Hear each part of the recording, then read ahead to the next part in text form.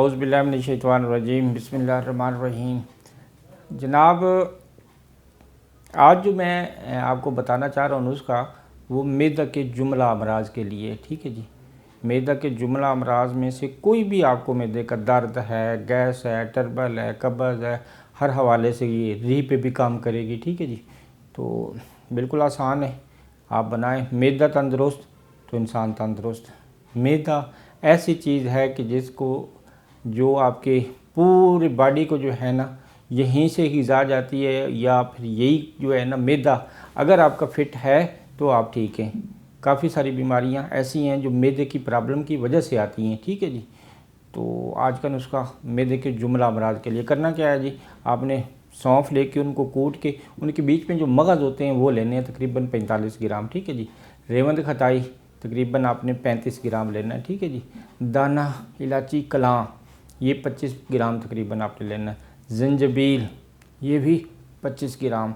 गुल सुर्ख ईरानी ये भी 25 ग्राम। ये सारी चीज़ें आपको जो है ना पंसार से मिल जाएंगी। दारचीनी ये भी आपने तकरीबन कोई 15 ग्राम लेनी है।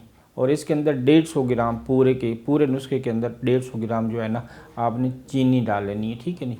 इसको बिल्कुल बारीक करके खपत छान करके रखने। और इसकी खुराक है 2 माशे ताज़ा पानी के साथ। ठीक है ना। अगर नीम गर्म पानी के साथ लेते हैं तो बहुत ज़्यादा फ़ायदा है, लेकिन ताज़ा पानी के सुबह और शाम 2 टाइम जितने जुमला अमराज हैं मैदे के इंशाल्लाह बिल्कुल फिट हो जाएंगे। और आप इंशाल्लाह खाने पीने में, सेहत के हवाले से, डिप्रेशन के हवाले से बहुत अपने आप को अच्छा महसूस करेंगे इस नुस्खा का खाने के बाद। तो खाइएगा, सिर्फ कोशिश कीजिएगा। अच्छा, ये सबसे बड़ी बात है कि कोई भी इस्तेमाल कर सकता है, जिसको मैदे का प्रॉब्लम हो वो कोई भी इस्तेमाल कर सकता है। और जुमला अमराज मैदा के लिए जहाँ पे आपको कोई भी समझ नहीं आ रही कि मैदे के अंदर क्या हो रहा है, दर्द हो रही है, गैस है, री है, कभी वो कुछ लोग बताते हैं कि इधर दर्द हो रही है, इधर दर्द हो, ये रिया होता है। इसके लिए बहुत ज़बरदस्त नुस्खा है।